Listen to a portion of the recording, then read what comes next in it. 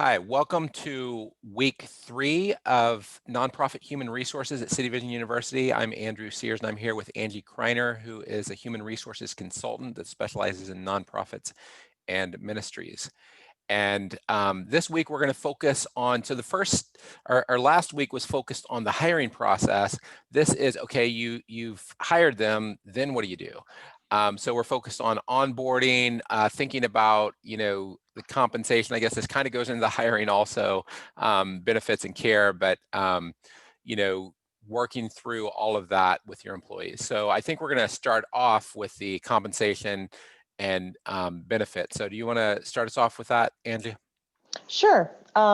Most people who pursue working with a nonprofit or a ministry don't do it because they're after high dollar value. They really, at this point, are looking for some care and some consideration of another kind and benefits of another kind. It doesn't mean, though, that they can work for cheap, that they can work for nothing or close to nothing. Everyone still has to be able to take care of their families, and so that is definitely a consideration. However, nonprofit organizations can definitely bridge some compensation gap through the culture that's provided. People are looking to bring meaning to their contribution, fulfillment, belonging. They typically want to be part of something bigger than themselves, or something that is longer lasting, has an eternal impact or a longer influence. And so those are things that we really need to think about, because a nonprofit offers something along those lines that a for-profit typically doesn't. So, Yeah, however, I always still say an employee has to make enough to take care of themselves and their families, or even if they want to work for you, they can't. So, yeah, that's great. And I think it's good not to undersell nonprofits. I often tell people I went from a dramatic, how much I earned from the for-profit sector to the nonprofit sector, but honestly, it was the best deal I ever made in my life. So I think, just recognizing that is important, but trying to be a healthy organization so that people, are able to sustain their lives. So, yeah. yep, definitely. So, All right, so total compensation still needs to be fair. And I put that in quotes because not everyone defines it the same, and people assign value to different things. So work-life balance is a phrase that we're pretty well accustomed to at this point. But what I find is that it doesn't mean the same thing to people. So last week, when we talked about reconciling expectations, because unmet expectations can be really injurious in the employment relationship, that's one of those areas. So when people say, I'm looking for a good work-life balance, that's a great question to say, can you elaborate a little bit for me what that might mean? So in a typical week, what might a work-life balance look like to you? Because you want to make sure that what they're thinking works with what you need. We all have different flows of work and so forth. And so it's important to really reconcile that. Nonetheless, much like you just said, Andrew, it was the best deal that you ever made. I would guess that much of that is because you got a better quality of life and you got more time in your life for your family and for the other things that matter outside of work. And that is going to be a common expectation for people. So if they go to work for you in your organization and they're working crazy hours and they don't get any time off and they're always having to fill shifts, that work-life balance benefit just went right out the door. So you really do want to be mindful of that. I say also you've got to be competitive with respect to the nonprofit sector. I have spent an increasing amount of time over the last probably 7 years doing compensation surveys for rescue missions and other organizations, because it's tough to gain whether or not you're competitive within your respective nonprofit sector, but it's important to do so, because there are times when, if you aren't even in the ballpark of comparable salaries, you will have a really tough time pulling somebody into your organization. And it's easy for me to say, and I do encourage people, hold out for the right person. But if you are having to pass on the right person time and time again because you are too far apart on the salary, you need to visit your salary, your compensation, and you need to figure out how to make that work. And you've got to really look at market costs and demand. in doing these comp surveys, every now and then a really odd anomaly pops out. So I'll give you an example. I was working with a rescue mission in Pennsylvania, and they have a medical and a dental clinic that are part of their organization.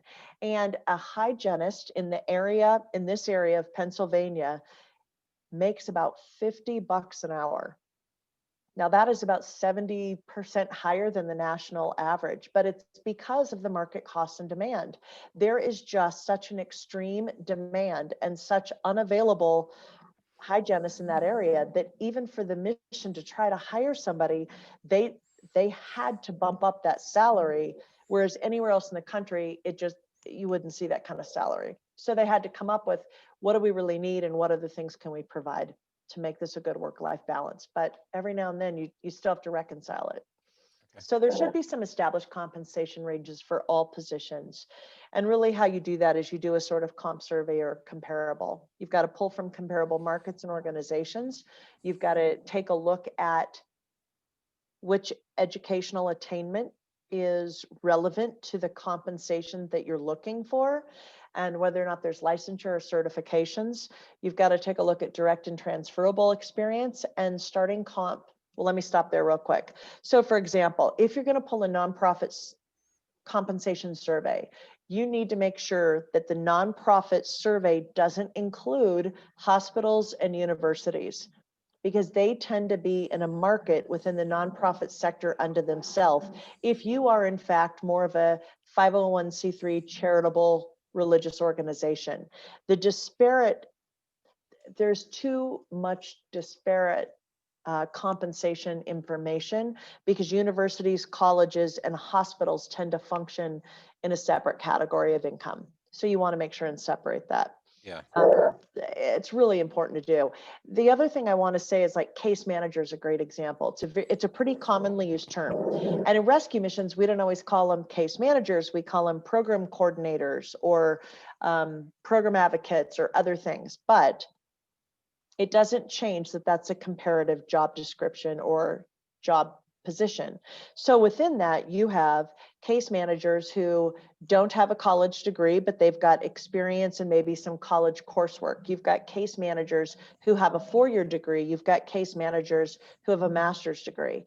And so that position very commonly will range from $10 or $11 an hour, depending on where you're looking, all the way up to about $30 an hour. So, and that will largely depend on the degree. That's also yeah. So anyway. So Angie, given that most of our students don't have authority over the compensation in their departments, I'll probably go through this a little bit quicker. Great. But I think it's good for them to know that what the best practices are. And some organizations and smaller ones are saying, well, once we get older, we'd like to do this. And then for others who are lower in their organization, they don't have an influence over compensation. Maybe they hope to one day be executive staff or executive director. But let's go ahead and cover these a little quicker. So, yeah. Okay, great. Yeah, one thing I do want to say along those lines is that even if you have a wage and you've got a really qualified person, if you can pull some pretty quick comparable market surveys, go back to the people who do make decisions and say, I really want to advocate for this person because they have this, this, and this is the going range, you may be able to get a little more wiggle. But that is a better way to do it. Not, oh gosh, I really love this person and I really need them. You got to come with some rationale. The other thing I really think that's important is you should publish those compensation ranges, generally speaking, so individuals understand how they can make more money when that is the case, and how that happens. If it requires more training, more investment, more time, whatever that is. And your organization, we're going to talk about this as we get into this a little bit more. Typically with performance management and evaluations, there are 2 types of increases that happen. One is COLA, cost of living, and one's merit. And so you want to make sure that you understand how that works in your organization. And if you are part of that conversation, that you understand how that happens, so that as you work with your employees, you can help them focus their efforts in a way that there's a tangible return. And Andy, just so I'm clear on publishing compensation ranges, are you talking about internally to the organization, or are you talking about for like a job posting? I'm a fan of both, to be really honest, Yeah, for the most part. Now, there are some exceptions. I don't always publish with the compensation. Sometimes for higher level position, C-level and so forth, I'll ask for what their salary requirements are. Because if there's a huge gap in what my range is, then I want to have that conversation verbally to even see if it's bridgeable. And if it's not, yeah. it's not. But Okay, otherwise, that's one of the things that I will use often to have people screen out. Because if right. if we're not even close, then why spend Yeah, time? yeah. Okay, So there are mandated and fringe benefits within employment. And so you've got to really consider both of those when you look at total comp. The federally mandated benefits that are applicable, one of them is healthcare, and that only applies if you work for an employer or are an employer that has 50 or more full-time employees. That's an FTE. And under the Patient Protected Affordable Care Act, FTE is defined as someone who works 30 or more hours a week, and that's how you have to calculate it. Um, and if in fact you're subject to that, then the law says that those eligible employees need to have health care in place by day 90. That's a switch. It used to be after 90 days of employment, then you get health care. It's got to be in place by day 90. But again, it's only applicable if you've got 50 or more FTEs. It is not a required benefit if an employer has under 50 FTEs, then it's a fringe benefit. Family medical leave, that is also applicable only if you have 50 or more employees, and that's job protected, benefit continued, unpaid time off for your own health condition or that of a family member, or for birth or placement of a child. So again, that is a benefit to an employee, and sometimes people shop according to what their personal needs are based on what the individual or what the employer would have to provide. So and this EES, is that eligible employees? What's that abbreviation? sorry, that's a standard abbreviation for employees. Okay, EE is I wasn't sure. employee and EEs is And employees. Thanks, good question. just so I'm clear, because I don't know that I had heard this. So if you're under 50 FTEs, does that mean that you do not have to provide healthcare? Correct. Oh, wow. Yep. Okay. I did not know that. All right. I Yep. mean, we've been doing, I think it's a good practice just to have someone who's not covered under healthcare is kind of, that person's in a vulnerable position, right? So, Yes. but yeah. Okay. All right. These are some emerging trends in the recent years, and they typically originate at a state level, and they're meant to either supplement for the group that isn't covered by a federal law or just in general to increase the quality of life within the state. So paid sick leave, many states now have paid sick leave requirements that often go down to like a employers who have 10 or more employees is pretty common. I think one is as low as 5, but they have a paid sick leave component. So you really need to check your state for that, as well as paid family leave. Many states have paid family leave. Most of it is funded through employee mandatory deductions of their payroll checks, but it's so minor that it's not really noticeable, and it does create a pretty good benefit. And usually when that's the case, there's also disability. People are not aware that disability is a program that is controlled at a state level. It's not required across the board. So if you've lived in one state like California, they have a state funded disability program. But if you move to another state like Nebraska, there may be no such thing. And so there is no such thing. Another state like Pennsylvania, an employee can only buy disability insurance for disability leave through their employer before they need it. You can't need it and then buy it. You become ineligible. So it's really important within your general state to be aware of the leaves that you've got to provide. Parental leave is another type of leave, and it's not just to have a child or for birth or placement of a child or foster, but it also can mean to attend your children's functions or to attend parent-teacher meetings. And so that's important to take a look at, as well as unemployment. There's a federal unemployment, which applies not so often to most 501c3 charitable religious organizations, but state fund unemployment typically does apply unless you're formed as a church, but that is regulated at a state level, and it's really important that you understand what it is. The other thing I think is important is that if you don't participate in unemployment, that you communicate that in the hiring process to your people, because that can be a pretty big blow if people don't understand that at some point you're never going to be eligible for it. Right. So that's something that does matter for Yeah, people. and since we operate in multiple states, I think we've found that like our payroll vendor helps with paying some of the, they know the state laws. So if you Right. have a payroll vendor, sometimes they'll help with that. And the other thing on unemployment is if people quit, usually they're not eligible to claim unemployment. I think that may be in every state, but yeah, so. Yes, Okay. true. All right, we can cover this one just real quick, but just to be aware of these benefits are things you might think about, basically, I think is what this slide's about. Is that Exactly. right? Okay. Yes. The next slide is the key documents that are required to hire, right? Somebody. So, Yeah. And these are legal ones. yeah, So there's two types. This is the legal requirement. There's a federal tax withholding form W-4, which I need to say there's a brand new one that went into effect this year, and it no longer asks for number of exemptions. So it's kind of interesting. It's a different form, but be aware that those are all available online. State or local tax withholding also applies. Many townships, states, regions have their own withholding. So you've got to make sure you complete those.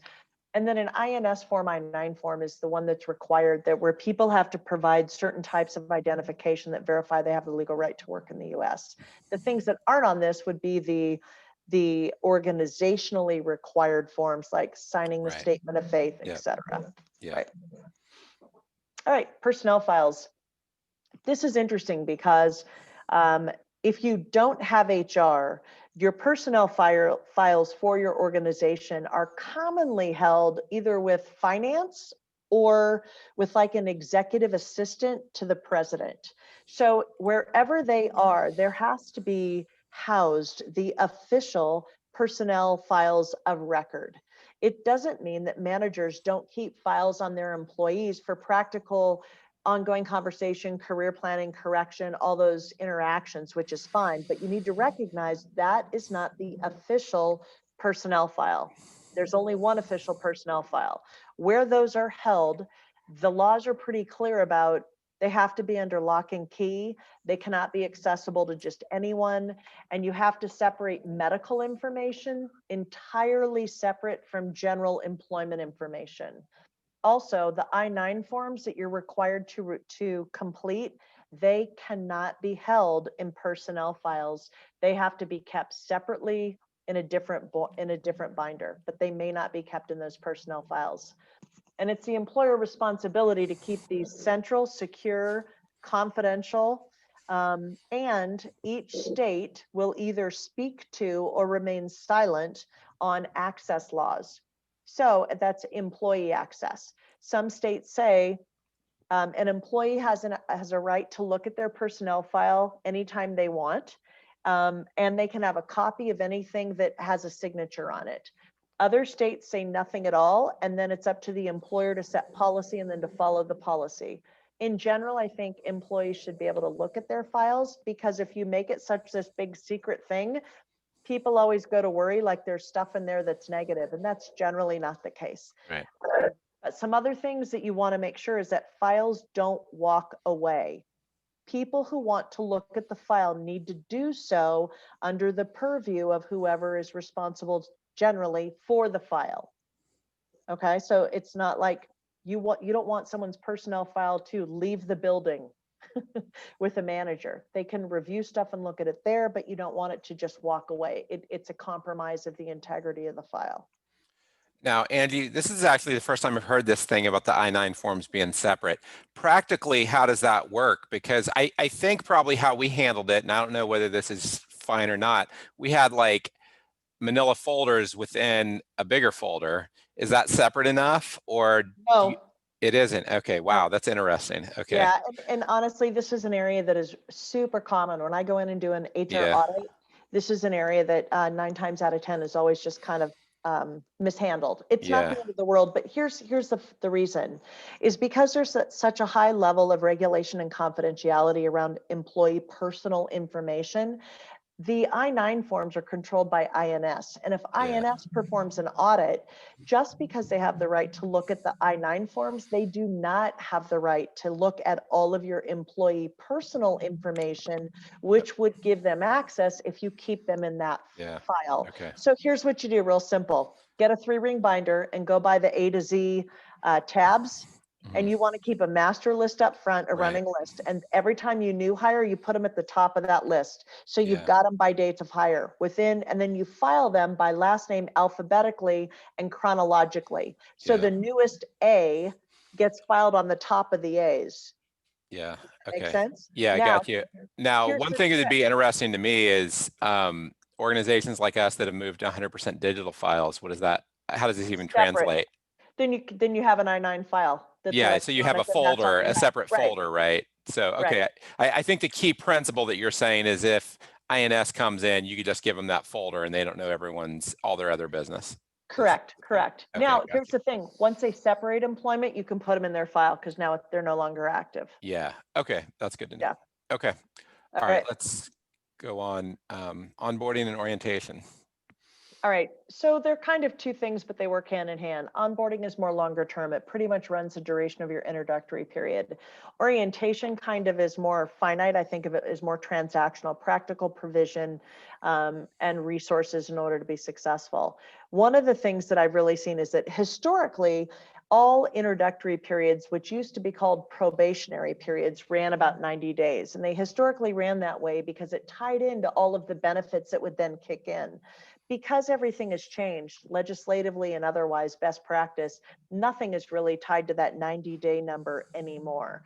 So here's the thing, especially in nonprofit organizations, we don't always know by day 90 someone's going to make it, but you will almost always know by 6 months if they're going to be your right fit. So my first suggestion is you move your introductory period to 6 months. It doesn't hold up benefits or anything else. All of those other things kick in when they kick in. But the easiest time to separate employment is during that introductory period. And if you do that well and you onboard them well, so you entrust them, you set expectations, you follow up, you get corrective action, you train them, you continue through that process. At the end of 6 months or close to it, you should be really confident in saying, yes, we're going to keep Andrew. This is a good hire. Or, you know what, this isn't going to work out. And so that's why I say move it to 6 months. It makes a much better, reasonable time period. I'm also a huge fan of a checklist, and I've got an onboarding and orientation checklist are provided in the templates. Onboarding ideally should be comprehensive, especially for nonprofit organizations. People don't go to work for ABC Ministry because they really want to be a bookkeeper. Even if they are your bookkeeper, they go to work for ABC Ministry because they want to be part of your ministry. So one of the most valuable things you can do in the onboarding is rotate them through all aspects of your organization so they understand their role within the ministry and they have a greater knowledge and buy-in to the whole of the ministry. The time you spend up front will save you time down the road. So. Yeah, and that's a key point. Probably the most significant thing I've done to improve my HR practices over the past 20 years has been having an effective orientation and onboarding. The phrase good fences make good neighbors or good expectations make good neighbors. What I found, I would say the first 5 years or maybe even 10 years, 80% of my relational blowups had to do with mismatched expectations. And I just thought, had I made it clear expectation early on, then this person wouldn't have, they would have known what I was expecting, or they wouldn't have thought that this job was something else other than what it was, and because of that, I decided to invest a lot in, onboarding and orientation. So I would just emphasize that point that, an ounce of prevention is worth a pound of cure. So if you're, dealing with conflict in the future, this is an easy way to avoid that conflict. Is the reason why I started to invest a lot, because it takes a few days to get a good orientation, designed. But I don't know how many weeks I've spent like working through conflict that had I just set good expectations, I wouldn't have had it, so Yep. yeah. That's an excellent point because it's so easy to say things when there's nothing hanging in the balance. So if you're my brand new employee, I can say all kinds of things like, look, we're really hardcore about attendance. This is a position that really doesn't have wiggle room. But when you're already late 3 times, it's a much different tenor of conversation. So that's an excellent point. Right. Yeah. So, all right. So components and new employee orientation. Right. Use a checklist. There's an aspect that's like the transactional paperwork part, all the new hire payroll tax related withholdings, direct deposits, all that kind of stuff you can pre-gather together so that really you can move through that pretty readily with a new employee. Other things I'm really a fan of providing is a staff directory. The names, titles, extensions, and work locations of other employees. It keeps people from fumbling, first of all, when they need information or when they have to route people, but it also, to provide that with them up front, is more inclusionary. Keys and supplies. I know that sounds really rudimentary. People need keys and they need their supplies, post-it notes and pens and paper, all those miscellaneous things that make people feel like we are really glad that you're here. Here's all your stuff, or let's go shopping for your stuff. You need to cover timekeeping and payroll functions, especially as more and more organizations have moved to electronic timekeeping systems. So it's really important to cover that with people. You need the workspace set up. Do they need a laptop or is it a desktop? Do they need a locking file cabinet? Someone needs to be thinking through these things and have it ready to go before they actually show up. I think you want to provide them with their schedule, and not only their schedule, but potentially a master calendar, the department schedules, when meal times are, if there are shift components that are relevant to them. And I know this sounds crazy, the location of restrooms. I cannot tell you how many employees are like, it took me about 2 days to figure out where the restrooms were because nobody told me. Or that I shouldn't be using this restroom because it was allocated for our homeless population, but that there's a staff restroom, whatever that might be. Just all those functional things that would make people feel like they know what's going on in the physical space. Yeah, and I think this is good for nuts and bolts, and I think we have an employee orientation checklist. So I think We there's probably do. a lot of items under that checklist that, like I take people through. I know most any organization is going to take people through some sort of presentation, some sort of tour. Right. And, there's kind of a question of when does the orientation end and the onboarding, the full, how you describe It's onboarding began. They kind of overlap, but my definitely. view is the orientation is usually where you're doing intensive training at the beginning is how I usually define it. And, I want people to feel like they're welcome, but also that they have, a good basic understanding of their job, and things along those lines. So we'll go over Yeah. that checklist in more detail later. So let's go ahead and jump into onboarding. Yeah, I think the onboarding kind of begins, like, I agree, they overlap. They definitely do. So for onboarding, you want to think through about how engagement and a new employee, in the life of the new employee, and what's really needed for them to feel valued, for them to feel prepared, for them to feel informed and equipped. So this is where I really start to drill down on the training. This is also your best opportunity for you as the manager to model your mission statement and your core values. Um, if we say that we care about the dignity of the individual or the growing in discipline and in excellence, then we need to set that up in the whole onboarding as important. Otherwise, it's directly in conflict to what we say to be true. And people will in turn treat people the way they were treated in this process. So it also makes sense whether they're going to interact with your clients or volunteers or donors. The level of care that you model on onboarding is critical.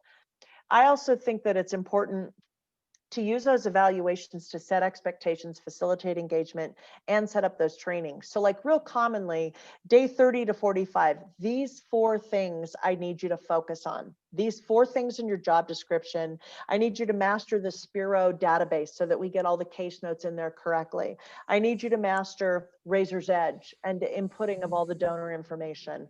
I need you to attend, I work with Wheeler Mission, and they've got Wheeler 101, and that's kind of their new employee overall presentation of engagement, and you have to attend Wheeler 101 in the first 40 to 5 days of employment. So you really want to set that up so that by the end of 6 months or 4 months or wherever you're at, they have attained those things, and so that nothing gets lost in the wayside.